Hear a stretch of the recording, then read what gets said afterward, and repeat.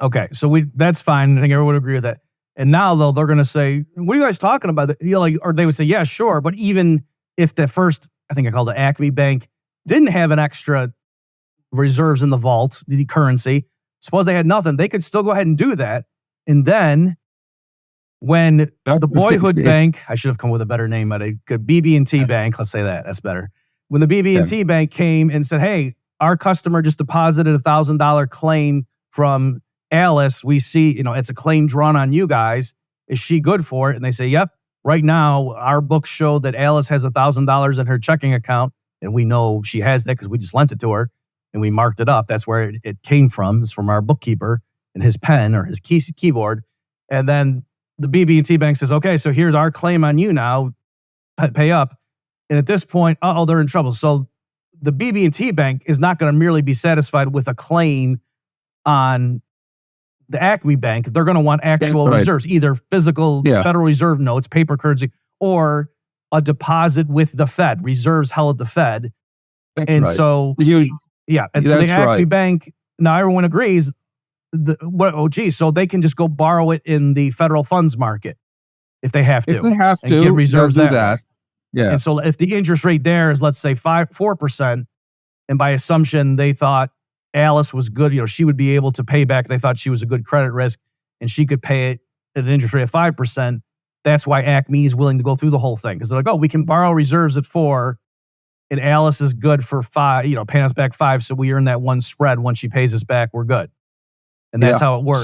So your critics think, what are you guys talking about? George, didn't we just show you a bank?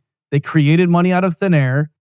M2 or M1 went up by $1,000, at least temporarily, depending on what happens. And they didn't have the reserves. They just went out and borrowed it from somebody else. That's what our whole point is. What's your deal, George?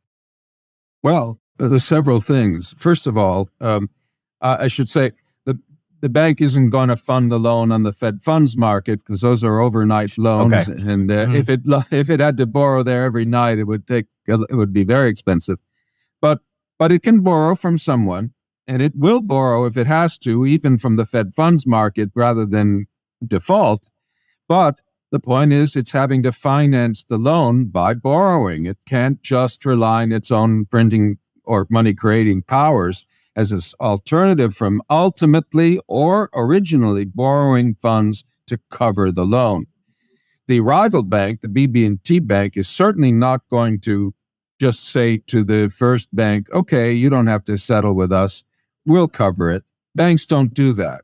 They're jealous rivals, and they don't like to be holding on to IOUs from other banks. That exposes them to risk when they can convert them into reserves, Federal Reserve dollars that are safer and more convenient, and they can use to make their own loans and finance their own payments. So the problem, Bob, is that most of these people pushing the thin air theory, as I call it, don't go into the settlement thing. They don't even look beyond the initial. They say the bank writes up the loan, gives, I keep forgetting her name. I'm sorry. Alice is the original borrower. Gives Alice. It says gives A, Alice, and then Bob is the other guy. It was supposed to be easy. Writes up a balance of 1,000 for Alice and is done. Now it has a loan. And it doesn't have to lose any reserves. It could have zero reserves. It doesn't matter. It's got a loan. It's going to earn interest from Alice, and everything is peachy keen. They don't even pursue, in many cases, the consequences of Alice getting the loan. What is she going to do with the loan? What happens if other banks ultimately receive payments initiated by the loan? They don't even look at it. In the Jacob and Gummoth article, the word settlement, right, which is key here, interbank settlement. The word settlement comes up once, and it's not in the context of the banks having to settle with each other. Now, notice, as I've said all along, this is about the difference between the powers of an ordinary commercial bank and those of a central bank. But I could put that a different way. It's about the difference between the powers of a bank that has a lot of competitors, right, in a competitive system, versus the powers of a central bank that has unique privileges of money creation not shared by any other bank in the same economy. And so the reason why Alice's bank can't make the loan can't make the loan profitably, unless it either has excess reserves on hand it wants to dispose of, and the cost of those reserves of disposing of them is whatever the better loan opportunities out there are, or it anticipates being able to go and borrow somewhere at a rate that's going to be less than what the loan is going to pay. And if neither of those things are true, it won't make the loan. It won't make the loan because, as it would, if all it had to do to profitably make a loan was write it up. In my paper, I make an analogy that really, I think, drives this point home.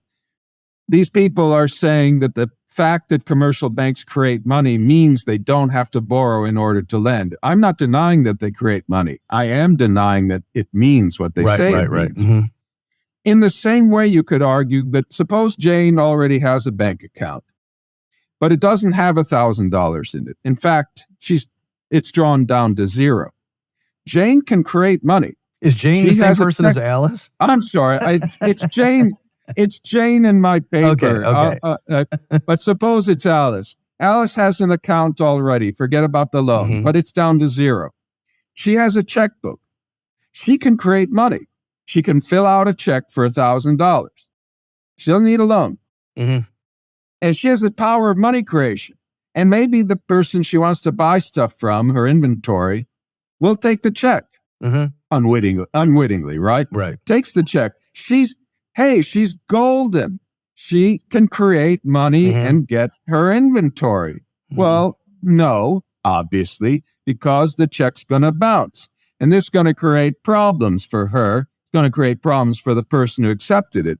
But the ultimate point, which nobody would dispute this, is that no, Jane's powers of money creation, as it were, don't really substitute for her having real resources with which to buy that inventory. But it's exactly the same thing for an ordinary commercial bank. Its powers to write up a loan, which is like writing a number on a check, right? Except you're giving it to someone else who's promising to pay you interest, doesn't itself fund the loan. The money has to come from somewhere. And if the bank funds a loan or writes up a loan without arranging funding or without having some funding source either on hand or that it can soon go to, when the proceeds of the loan are used, the consequence for the bank is just as if it wrote a bum check with the same implications. And what this theory is trying to do is to deny this. And it's actually really stupid, if you don't mind me saying so. Your audience won't mind, of course. We call people stupid all the time, and we get called stupid all the time, too. But it really is that bad. And, of course, sometimes when you're criticizing something that bad, especially when it comes from a source like the Bank of England, I say comes from the Bank of England, but let's be clear. This was published as a Bank of England working paper, not as an official document of a Bank of England policy or anything. It represents the views of the two authors. Nevertheless, it must sound to many people, as some have told me, that I can't possibly have understood this paper properly, but I think I have. And I think it's actually that wrong. Okay, great. Yeah, a lot there. Just let me highlight two things you said. So, yeah, I think what you said in the beginning of that is perfect to get the average person to see how this works. You said it's the primary difference is between like a modern central bank with, no gold peg and a typical commercial bank is the commercial bank has competitors. And I think the way to underscore that is in our little example here, if Alice, and I believe Bob was the second person's name I made, the guy who owned who made the screws that was selling to Alice, the hardware store. We have to drag Ted and Carol into the story then. No, Charlie and Daniel. Don't you see it's A, B, C, D? Come on. Okay. Oh, I'm thinking movies. If the way our story worked originally was that they banged at different commercial banks, but if Bob was not a member of BB&T Bank, but was another customer banking with Acme, as I think the name I picked, then there wouldn't be an issue with reserve because, like, if they had $1,000 in the vault, they would have taken it out and then put it right back in their own vault. If Bob happened to, and showing they didn't actually need to do anything with the reserves. So if in principle, if there was one commercial bank in which everyone in the whole economy that we're considering was a customer there, then all these reserve requirements would be moot because the bank would just be paying reserves to itself. Would be or transferring reserves. That's right. If you start from a competitive system where my criticisms are applicable, but you then move and you assume there's only one bank, then sure enough, the arguments of the people I'm criticizing in that special case start to look correct. But guess what? That's because having one bank is like having that bank is an awful lot like a central bank. In fact, it practically is a central bank. Central banks, the essential fact about central banks, it's not an incidental thing. It's that they have a monopoly of the economy's ultimate means of payment. Well, if there's one monopoly bank and as long as everybody trusts it, it's in that situation where it's creating the only money anybody ever needs. So that's unlike the competitive case, which is the one I'm, of course, emphasizing. I understand that we could come up with this special exception. In the competitive case, no ordinary bank can create the stuff it needs to pay off other banks, which we can call the reserve money, base money, final settlement medium of the economy. One bank only can do that, and that's the central bank. It has the power to create the economy's final means of settlement. Another term that's closely related is legal tender, but it doesn't have to be legal tender. Because the Fed creates the final means of payment, it never has to come up with anything it can't create itself. Whereas ordinary banks, in the course of business every day, every afternoon, or sometimes several times a day, they have to come up with stuff they cannot create. And that's the crucial distinction.